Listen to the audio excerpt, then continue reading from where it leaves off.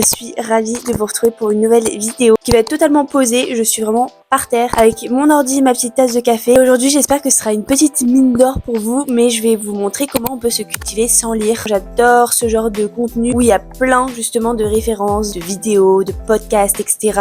à regarder, à écouter. Et c'est vrai que je dirais pas que c'est à la mode, mais lire c'est un peu trendy, enfin pas vraiment trendy, mais bon bref, c'est bien vu de lire, ok?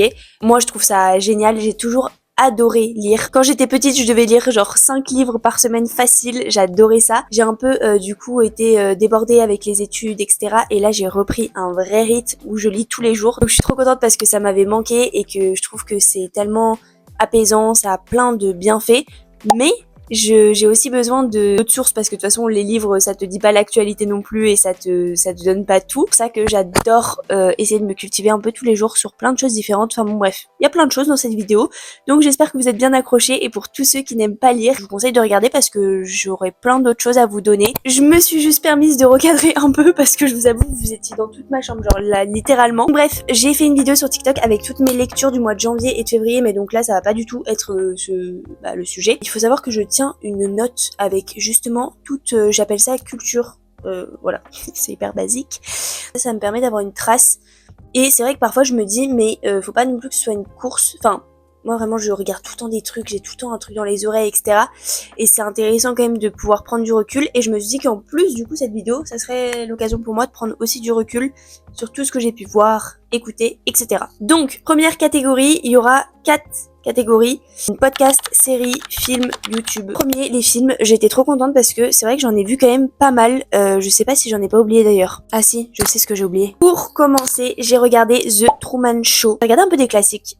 J'avoue que j'ai un peu... Mon but c'est qu'on puisse me parler de tout et que je sache tout et que je comprenne tout, c'est impossible. Donc il faut que je me détende, mais des films aussi connus, je suis un petit peu choquée de pas les avoir vus, donc j'essaye de me remettre quand même un peu à la page. Oh là là, ça fait très vieille de dire ça. Bon, vous avez compris. Voilà, même les films anciens me déterrent à les regarder. Bref, je sais pas pourquoi, mais quand il y a une énorme hype autour de quelque chose, ça a tendance parfois à me déchauffer. Ça dépend vraiment des fois parce qu'il y a des trucs où je suis vraiment une énorme pigeonne. Truman Show, j'ai beaucoup aimé. C'est vrai que c'est des films comme Inception. Alors, je fais un parallèle, je pense qu'il ne mérite pas d'être fait, mais je le fais quand même. Qui te retourne un peu le cerveau et où à la fin t'es en mode, il faut que je me pose genre bien 15 minutes pour réfléchir et il faudrait limite que je les re-regarde pour bien comprendre. Sauf que sur le coup tu te dis que tu vas les regarder mais pour les re-regarder c'est quand même un peu la grosse flemme. Donc j'ai beaucoup aimé, je pense que c'est un film qu'il faut voir.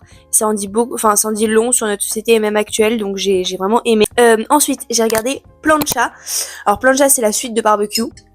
Plancha c'était très sympa. J'ai regardé avec mon copain, on a quand même préféré Barbecue. En vrai, Barbecue franchement moi ça me fait trop rire. Voilà, c'est mon type de film où tu te dis bah t'as pas envie de prendre la tête.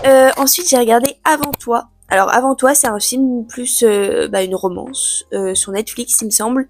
Et c'était très sympa. J'ai fini complètement en larmes. Mais vraiment, bon après moi il m'en faut très très peu. Genre vraiment, limite Barbecue, je peux pleurer. Je m'étais vraiment déterre parce que ça faisait longtemps que j'avais pas regardé de film solo, etc.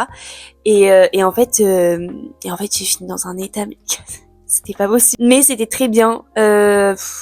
J'ai pas du tout aimé la fin, hein, forcément. Et c'était très bien. Enfin, si vous aimez les romances, etc. Autant les livres, je suis moins romance, autant les films, j'adore et j'ai trop aimé. Ensuite, j'ai regardé 120 battements par minute. Pareil, film quand même très connu. Je crois qu'il avait reçu peut-être un prix ou bref. C'est sur le sida.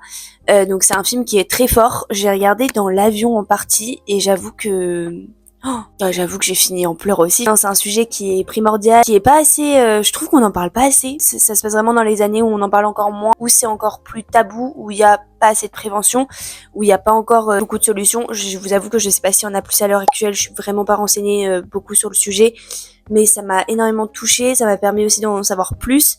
Et encore une fois, je trouve que c'est limite un film d'utilité publique pour le coup. Donc je vous conseille. Ensuite, j'ai vu La femme de ménage. J'ai été le voir en version française. Ma foi, je vous conseille pas forcément, mais j'avais pas capté. Franchement, c'était très bien. Enfin, je sais pas, j'ai pas entendu beaucoup d'avis et pas beaucoup d'avis critiques. Enfin, je sais pas trop, j'ai pas trop vu. Mais moi, j'ai trouvé ça trop cool. Enfin, je m'attendais pas à plus, je m'attendais pas à moins. Genre, c'était un bon film. Enfin, c'était une bonne adaptation. Et dans mon idée, c'était ce à quoi je m'attendais. Enfin, j'ai pas du tout été déçue. Je trouvais que les actrices étaient bien dans leur rôle. Enfin, vraiment, rien à redire. Ensuite, j'ai vu Inception. Alors ça, c'est vraiment le film où tu te dis, ouais, il faut que je regarde. J'ai quand même eu du mal. En plus, on la regarde en plusieurs fois. Moi, je m'endors souvent et tout. Enfin bref, faut être accroché. Vraiment, faut être très accroché. Alors, je trouve que du coup, c'est un chef-d'œuvre parce que je trouve ça fou que des films puissent te matrixer autant. Mais il faudrait que je le re-regarde. J'ai très la flemme. Et sinon, ouais, j'ai trouvé que c'était très bien. J'adore Leonardo DiCaprio et voir Marion Cotillard dans un film anglais. Je crois que c'est l'une des premières fois où je la voyais dans un film anglais, américain plutôt. C'était très sympathique. Enfin, j'adore. Donc j'ai beaucoup aimé et encore une fois, c'est un film à regarder. Ensuite, pour finir avec la catégorie film, j'ai regardé. D'ailleurs, j'aimerais bien pouvoir mettre des sections sur ma vidéo. Je sais pas trop comment on fait. Je vais essayer. Et LOL 2, j'ai été voir l'avant-première. J'ai vu. Putain, c'est fou d'oublier les noms comme ça. Sophie Marceau. Purée. J'ai vu Sophie Marceau, j'ai vu Paola Locatelli. Tous les acteurs, quoi. C'était très sympa. L'ambiance était très sympa. Surtout, l'ambiance, le film, moins. Non, forcément, il est décevant parce que le 1, c'est... Ça restera toujours le 1. Vous voyez ce que je veux dire? Il y a des films comme ça, ils sont indétrônables. Et après, c'est cool d'avoir fait une suite. Je dis pas que c'est pas une bonne idée. Je dis juste que ça détrônera pas le 1 et que j'ai trouvé que c'était quand même trop le contraste nouvelle, ancienne génération qui pour le coup est pas forcément hyper bien illustrée. Voilà, des montages parfois un peu loufoques où t'es là en mode non. Voilà, moi j'ai bien aimé quand même le fait qu'il y ait des scènes qui soient reproduites. Parce qu'en fait j'ai bien aimé le 1, donc forcément voilà. Mérite d'être vu parce que quand on a adoré le 1, on peut pas ne pas aller voir le 2, mais vous en ressortirez peut-être déçus. Moi j'étais surtout trop contente de l'ambiance, les gens qui applaudissent dans la salle, etc. Le grand Rex, ça c'était trop sympathique, mais le film en lui-même...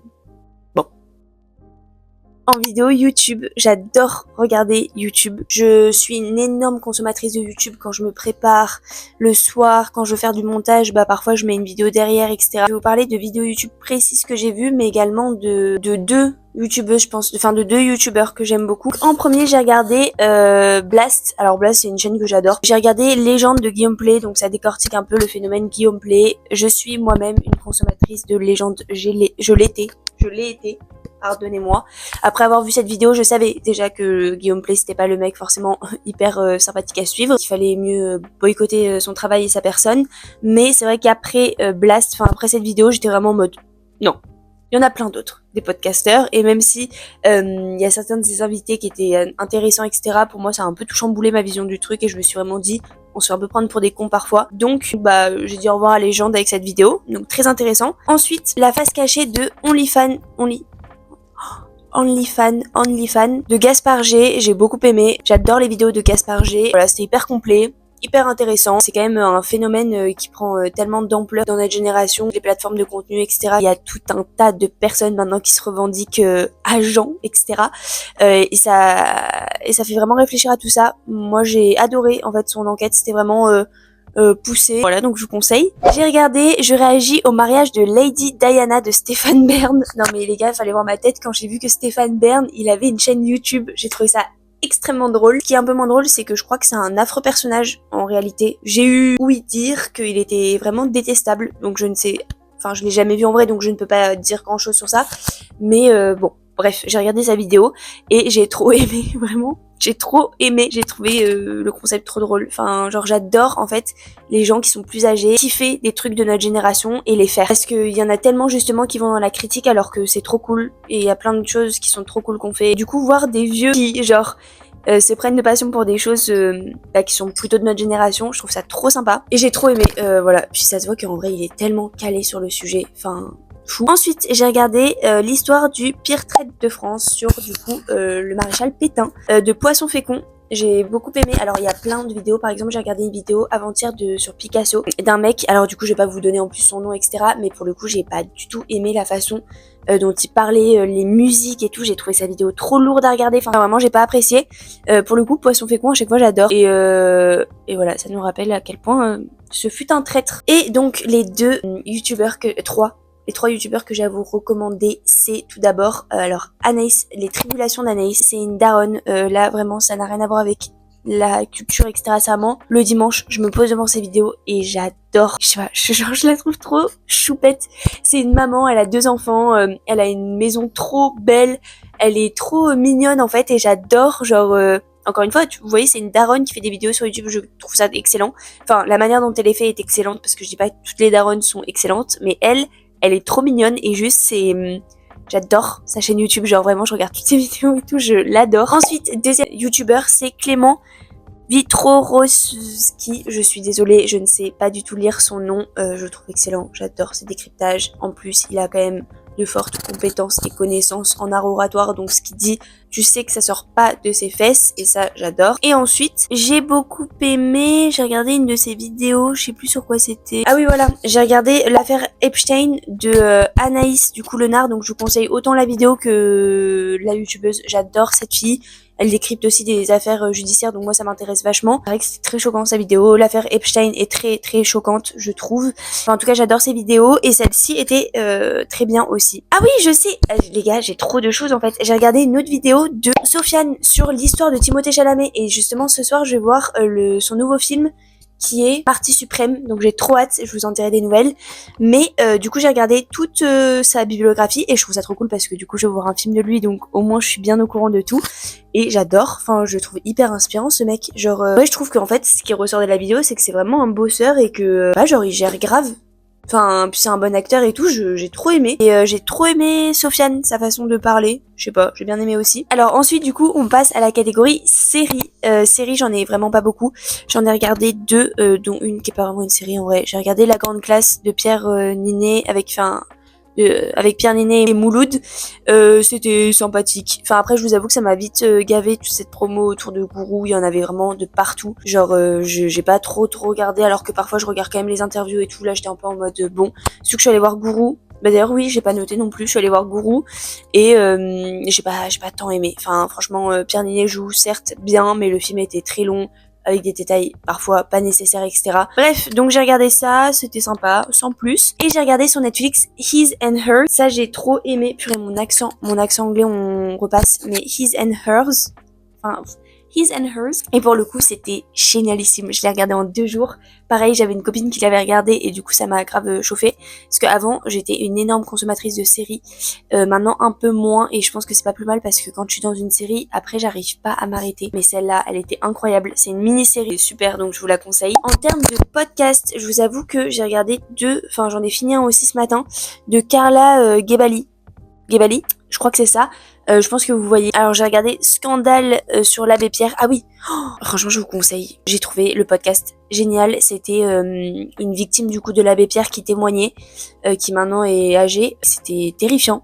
Mais du coup j'avais jamais trop pareil, j'étais au courant de toutes les affaires qui ont été révélées, mais d'entendre précisément une victime en parler, j'ai trouvé ça terrifiant et très important en même temps, donc je vous conseille. Et j'ai regardé ce matin, enfin j'ai fini d'écouter le podcast sur la fille de Gisèle Pellico. D'ailleurs j'avais lu son livre qui était ma foi encore une fois terrifiant, que j'ai trouvé très important à lire aussi. Alors là pour le coup je trouvais que Carla elle était un peu...